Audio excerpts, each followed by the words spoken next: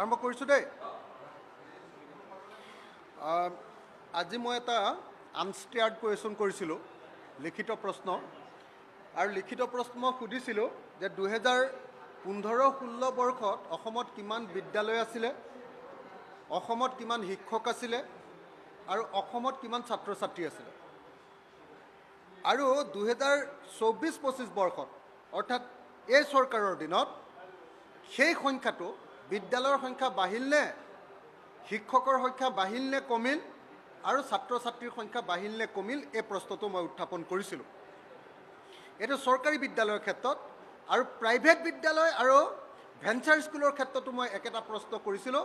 আৰু সেই প্ৰশ্নৰ উত্তৰত যিখিনি পালোঁ, এনেকজাৰত যিখিনি পালোঁ, মই আপোনালোকক গাই দিব খুজিছোঁ। 2015-16 বৰ্ষত অসমৰ মুঠ বিদ্যালয় মানে সকলো শ্ৰেণীৰ বিদ্যালয় দেই, LP স্কুলৰ পৰা হায়াৰ ছেকেণ্ডেৰীলৈকে মুঠ বিদ্যালয় আছিল 52,232খন। আৰু 2023-24 বৰ্ষত এই বিদ্যালয়ৰ সংখ্যা কমি হ'লগৈ 44,564খন। অৰ্থাৎ হিমন্ত বিশ্ব শৰ্মা চৰকাৰৰ কাৰ্যকালত অসমত বিদ্যালয়ৰ সংখ্যা কমিল 7,668খন। চৰকাৰী বিদ্যালয়ৰ সংখ্যা কমিল হিমন্ত বিশ্ব শৰ্মা চৰকাৰৰ কাৰ্যকালত 7,668খন। ঠিক তেনেদৰে শিক্ষকৰ সংখ্যা 2015-16 বৰ্ষত আছিল, চৰকাৰী বিদ্যালয়ৰ শিক্ষকৰ সংখ্যা আছিল 2,23,689 জন। আৰু 2023-24 বৰ্ষত এইটো কমি হ'লগৈ 2,15,854 জন। অৰ্থাৎ বিজেপি চৰকাৰৰ দিনত শিক্ষকৰ সংখ্যা হ্ৰাস পালে 7,835 জনলৈ। বহুত ডাঙৰ ডাঙৰ কথা কৈ থাকে এওঁলোকে যে আমি নতুন নিযুক্তি দিছোঁ, আমি 1 লাখ নিযুক্তি দিছোঁ, আমি শিক্ষক নিযুক্তি দিছোঁ। কিন্তু দেখা গ'ল যে 2015-16 বৰ্ষত তৰুণ গগৈ চৰকাৰৰ কাৰ্যকালতকৈ বিজেপি চৰকাৰৰ হিমন্ত বিশ্ব শৰ্মাৰ কাৰ্যকালত অসমৰ চৰকাৰী বিদ্যালয়বিলাকৰ শিক্ষকৰ সংখ্যা কমিল 7,835 জন। আৰু ছাত্ৰ ছাত্ৰীৰ সংখ্যা কমিল এই সময়খিনিত 3,916 গৰাকী। এইবাৰ মই আহিছোঁ ভেঞ্চাৰ স্কুলৰ সংখ্যাটোক লৈ। যদি আমি চাওঁ যে ভেঞ্চাৰ স্কুল অপ্ৰাদেশিকৃত বিদ্যালয়ৰ সংখ্যা 2015-16 বৰ্ষত আছিলে 13,158খন। 13,158খন বিদ্যালয় 15-16 বৰ্ষত থকাৰ পাছত 23-24 বৰ্ষত এই বিদ্যালয়ৰ সংখ্যা কমি হৈ গ'ল 5,848খন। 5,848খন। কেইখনমান বিদ্যালয় প্ৰভিঞ্চিয়েলাইজ কৰিলে, কেইখনমান বিদ্যালয়, সেইটো হয়, কিন্তু বেছিভাগ বিদ্যালয় মৰি গ'ল। তাৰ ফলস্বৰূপে অপ্ৰাদেশিকৃত বিদ্যালয়ৰ সংখ্যা কমি গ'ল 7,310খন। ভেঞ্চাৰ স্কুল কমি গ'ল 7,310খন। অপ্ৰাদেশিকৃত বিদ্যালয়ৰ ছাত্ৰ ছাত্ৰীৰ সংখ্যা আগতে আছিলে 8,36,182 জন। এতিয়া হিমন্ত বিশ্ব শৰ্মাৰ দিনত কমি 3,22,792 জন।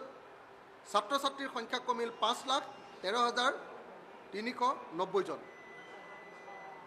তাৰপিছত ব্যক্তিগত খণ্ড প্ৰাইভেট বিদ্যালয়ৰ সংখ্যা 2015-16 বৰ্ষত আছিল প্ৰাইভেট বিদ্যালয়ৰ সংখ্যা অসমত 4,421খন। প্ৰাইভেট ব্যক্তিগত খণ্ডৰ বিদ্যালয় আছিল 4,421খন। আৰু সেই সংখ্যা 23-24 বৰ্ষত বাঢ়ি গৈ 5,725খন হ'ল। আনকি মুখ্যমন্ত্ৰীৰ পত্নীয়েও প্ৰাইভেট বিদ্যালয় খুলিল। গতিকে দেখা গ'ল যে ব্যক্তিগত খণ্ডৰ বিদ্যালয়ৰ সংখ্যা বাঢ়িল। ব্যক্তিগত খণ্ডৰ বিদ্যালয়ৰ সংখ্যা বিজেপি চৰকাৰৰ দিনত বাঢ়িল 1,304খন। 1,304খন বিদ্যালয়ৰ সংখ্যা, ব্যক্তিগত খণ্ডৰ বিদ্যালয়ৰ সংখ্যা বাঢ়িল। আনহাতে ব্যক্তিগত খণ্ডৰ ছাত্ৰ ছাত্ৰীৰ সংখ্যা 2015-16 বৰ্ষত আছিল 8,76,179 জন। আৰু ব্যক্তিগত খণ্ডৰ বিদ্যালয়ৰ ছাত্ৰ ছাত্ৰীৰ সংখ্যা 2015-16 বৰ্ষৰ 8,76,179ৰ পৰা বৃদ্ধি হৈ এতিয়া ছাত্ৰ ছাত্ৰীৰ সংখ্যা বাঢ়ি গৈ হ'লগৈ 14,21,941 জন। অৰ্থাৎ হিমন্ত বিশ্ব শৰ্মাৰ চৰকাৰৰ কাৰ্যকালত চৰকাৰী খণ্ডৰ বিদ্যালয়ৰ ছাত্ৰ ছাত্ৰীৰ সংখ্যা কমিল, ছাত্ৰ ছাত্ৰীৰ সংখ্যা কমি ছাত্ৰ ছাত্ৰীৰ সংখ্যা চৰকাৰী খণ্ডৰ বিদ্যালয়ৰ ছাত্ৰ ছাত্ৰীৰ সংখ্যা কমিল 3,916 জন আৰু ব্যক্তিগত খণ্ডত ছাত্ৰ ছাত্ৰীৰ সংখ্যা বাঢ়িল 5,45,762 জন। হিমন্ত বিশ্ব শৰ্মা চৰকাৰৰ কাৰ্যকালত ব্যক্তিগত খণ্ডৰ বিদ্যালয়ৰ ছাত্ৰ ছাত্ৰীৰ সংখ্যা বাঢ়িল তৰুণ গগৈ চৰকাৰৰ কাৰ্যকালতকৈ 5,45,762 জন। অৰ্থাৎ বিজেপি চৰকাৰখন এই চৰকাৰখন যে চৰকাৰী খণ্ডৰ বিদ্যালয়ৰ কাৰণে মাৰাত্মক শত্ৰু। এই চৰকাৰখনৰ দিনত যে চৰকাৰী খণ্ডৰ বিদ্যালয়ৰ সংখ্যা ক্ৰমাগতভাৱে হ্ৰাস কৰি পেলোৱা হৈছে, অৰ্থাৎ শিক্ষাৰ ব্যক্তিগতকৰণ আৰু সংকোচন কৰা যে কৈছে, সেই কথাটো অতি স্পষ্ট হৈ ওলাই পৰিছে। বহুতে কৈ থাকে যে অসমৰ মুখ্যমন্ত্ৰী যেতিয়া শিক্ষামন্ত্ৰী আছিলে তেওঁৰ সমান দক্ষ শিক্ষামন্ত্ৰী আৰু কোনো নাছিলে।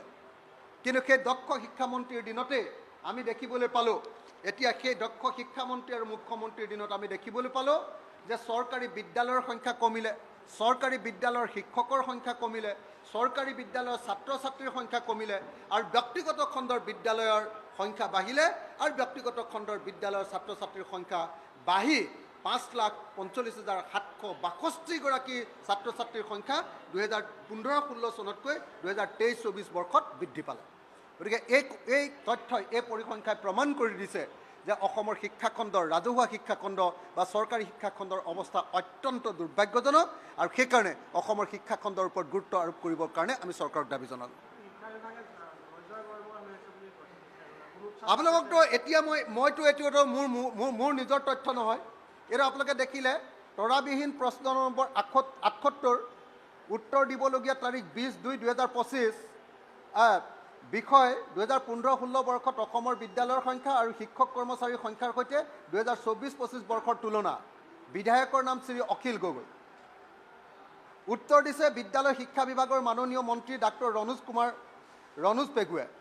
গতিকে ৰণোজ পেগুৰ উত্তৰত অতি স্পষ্টকৈ ওলাই পৰিছে যে চৰকাৰী বিদ্যালয়ৰ সংখ্যা কমিছে, চৰকাৰী বিদ্যালয়ৰ শিক্ষকৰ সংখ্যা কমিছে, চৰকাৰী বিদ্যালয়ৰ ছাত্ৰ ছাত্ৰীৰ সংখ্যা কমিছে আৰু ব্যক্তিগত খণ্ডৰ বিদ্যালয়ৰ সংখ্যা বাঢ়িছে আৰু ছাত্ৰ ছাত্ৰীৰ সংখ্যা বাঢ়িছে। গতিকে শিক্ষাৰ সংকোচন আৰু শিক্ষাৰ ব্যক্তিগতকৰণ এই বিজেপি চৰকাৰ দিনত কেনেকৈ ভয়ংকৰভাৱে কৈছে এইটো প্ৰমাণ কৰিবৰ কাৰণে ইয়াতকৈ আৰু বেছি কোনো উদাহৰণ দিয়াৰ কোনো প্ৰয়োজন নাই।